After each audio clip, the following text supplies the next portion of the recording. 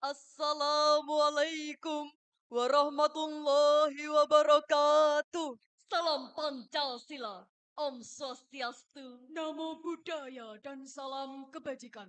Alhamdulillahilladzi hadana lihada wa ma kunna linahtadiya laula an hadanallah. Asyhadu an la ilaha illallah wahdahu la syarikalah wa asyhadu anna Muhammadan abduhu wa rasuluh. Bagaimana kabarnya hadirin? Pripun kabare kata orang Jawa, agak kerbeh kata orang Bugis. Segenap Dewan Hakim Syarhil Quran yang arif dan bijaksana serta Mustami'in mustami'at, yang dirahmati Allah. Di kesempatan kali ini, izinkan kami menyampaikan Syarhil Quran yang bertajuk Moderasi Beragama sebagai jalan tengah dalam menghadapi ekstremisme. Grand Syekh Al-Azhar Ahmad At-Thayyib sebagai tokoh moderasi yang diakui oleh dunia dalam naskah perjanjian yang berjudul The Document on Human Fraternity, Forward Peace and Living Together mengungkapkan bahwa proyeksi strategi damai pada altar ikatan toleransi dalam panggung sejarah peradaban dunia harus dibuka selebar-lebarnya. Sedangkan hadirin, realitas yang dihadapi oleh Indonesia saat ini berdasarkan survei Lembaga Kajian Islam dan Perdamaian di kalangan guru pendidikan agama Islam di daerah Jabodetabek, hampir 50% setuju tindakan radikal. 25% siswa dan 21% guru menyatakan Pancasila tidak relevan. 84,8% siswa dan 76,2% guru setuju dengan penerapan syariat Islam. 52,3% siswa dan 14,2% guru membenarkan serangan bom dan berbagai aksi radikalisme. Sungguh begitu ironis dan menyedihkan. Bukankah fatal hadirin, jikalau gurunya saja terpapar ideologi radikal dalam mengajar, muridnya suka bertindak barbar, hobinya mengambil ayat-ayat suci sebagai dalil pembenaran, kemudian menyerang kelompok lain dengan bom bunuh diri hingga bom panci dengan dalih menegakkan kebenaran.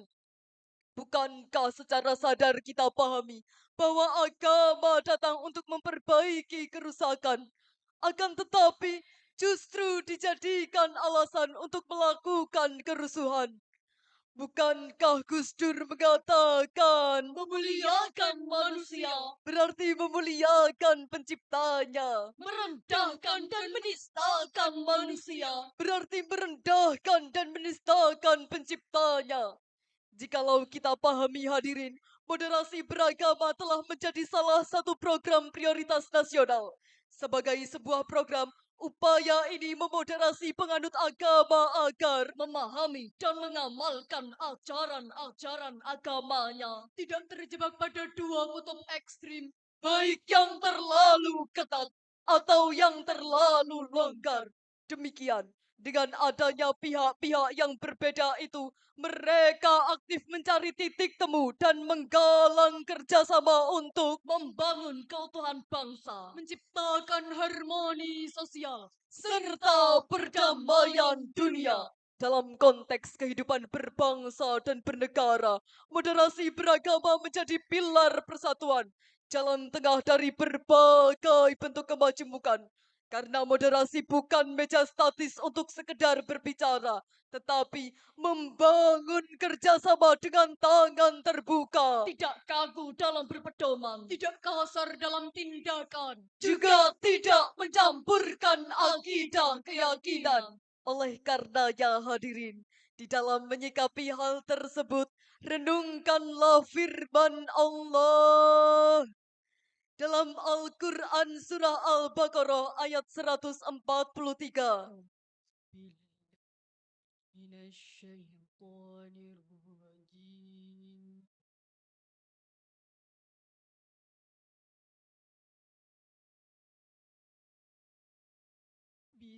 Bismillahirrahmanirrahim.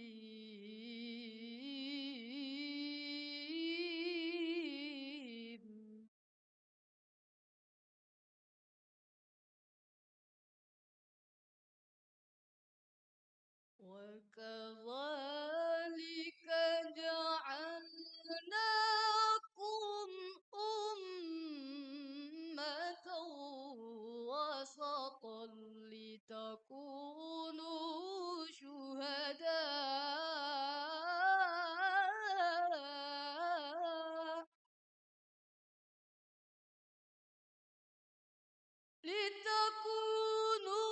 شهداء على الناس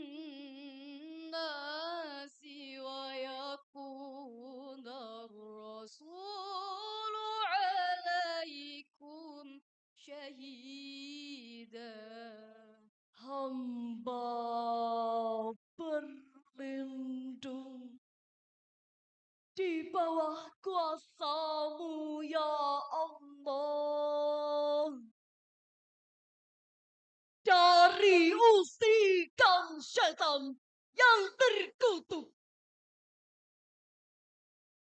dengan menyebut asma Allah yang Maha Pengasih, Maha Penyayang. Dan demikian pula kami telah menjadikan kamu umat Islam, umat pertengahan, agar kamu menjadi saksi atas perbuatan manusia, dan agar Rasul Muhammad menjadi saksi atas perbuatan kamu. Dalam tafsir Al-Misbah jilid 1 halaman 347 dijelaskan bahwa Allah menjadikan umat Islam sebagai ummatan wasata, umat yang moderat dan teladan, serupa dengan posisi Ka'bah yang berada di tengah. Posisi pertengahan ini membuat umat Islam tidak memihak ke kiri atau kanan sehingga dapat berlaku adil. Dengan berada di tengah, umat Islam dapat dilihat oleh semua pihak dan menjadi teladan bagi semua. Hadirin yang kami hormati, segenap Dewan Hakim Syarhil Quran yang arif dan bijaksana, mari kita cermati lebih dalam tentang lahirnya cara pandang, sikap dan praktik dalam beragama yang berlebihan hingga mengabaikan martabat kemanusiaan, merasa paling benar sendiri, merasa paling baik sendiri, sehingga prinsip kebaikan dan kasih sayang yang seharusnya dijunjung tinggi justru dilupakan. Praktik berbalik dengan mengancam harmoni kehidupan. Apakah watak semacam ini yang akan diwariskan kepada generasi berikutnya? Na'udzubillah. Summa na'udzubillah. Lalu, bagaimanakah langkah yang tepat dalam mewujudkan moderasi beragama sebagai jalan tengah untuk menuju Indonesia emas? Maka jawabannya sesuai dengan firman Allah dalam Al-Quran surah Al-Hujurat ayat 13. Ya ayyuhan nasu inna khalaqnakum min dzakarin wa untha.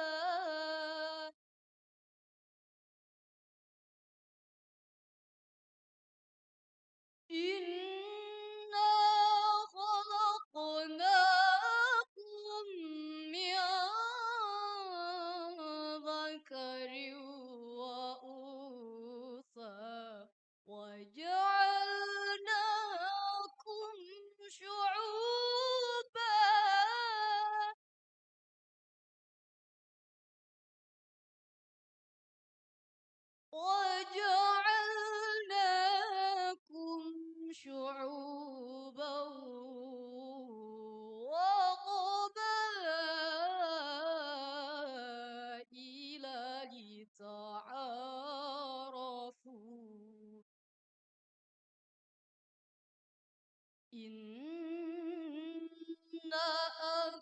akramakum indallahi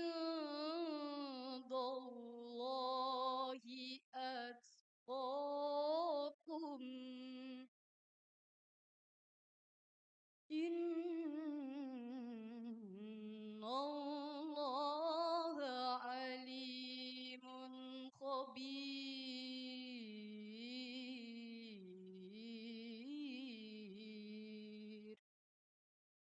Sadaqallahul azim.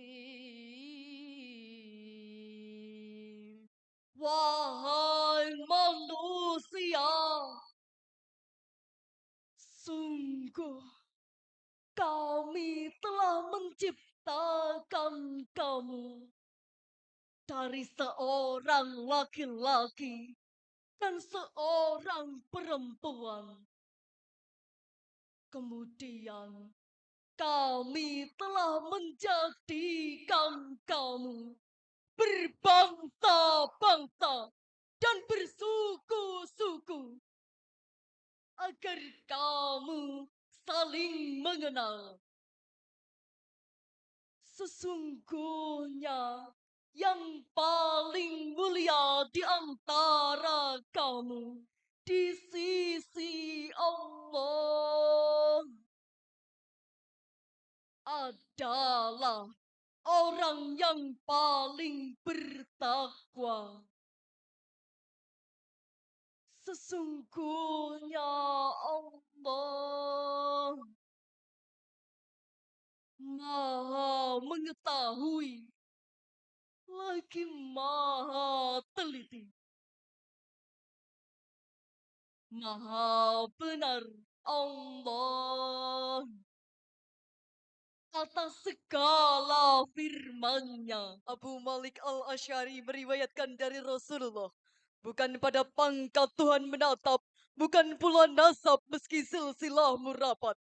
Tak tubuhmu yang gagah diperhitungkan, tak juga harta yang banyak dikumpulkan. Bukan anak, Bukan rupa, bukan nama, namun hati itulah yang utama. Sedangkan bila dikaji secara mendalam, Allah berfirman kepada manusia tentang asal mula jiwa yang mulia. Dari satu diri segalanya bermula. Dicipta pasangan penyejuk rasa, Adam dan Hawa. kemudian Menjadi awal cerita. dari keduanya umat pun tercipta. Tumbuh berkembang di bumi yang luas. Menjadi bangsa dengan rupa yang tegas.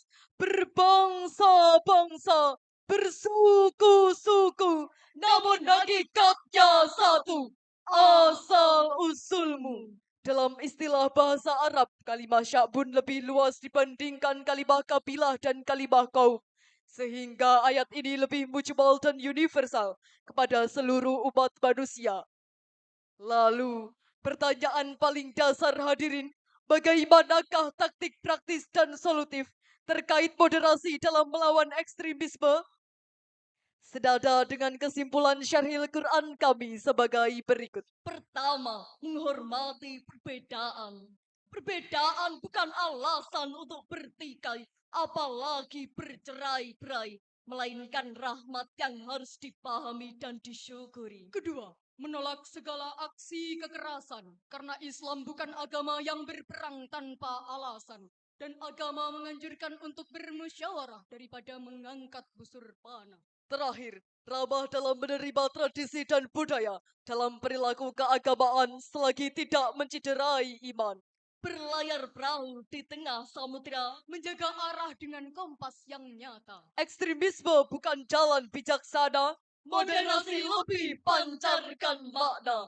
Paham hadirin? Wassalamualaikum warahmatullahi wabarakatuh.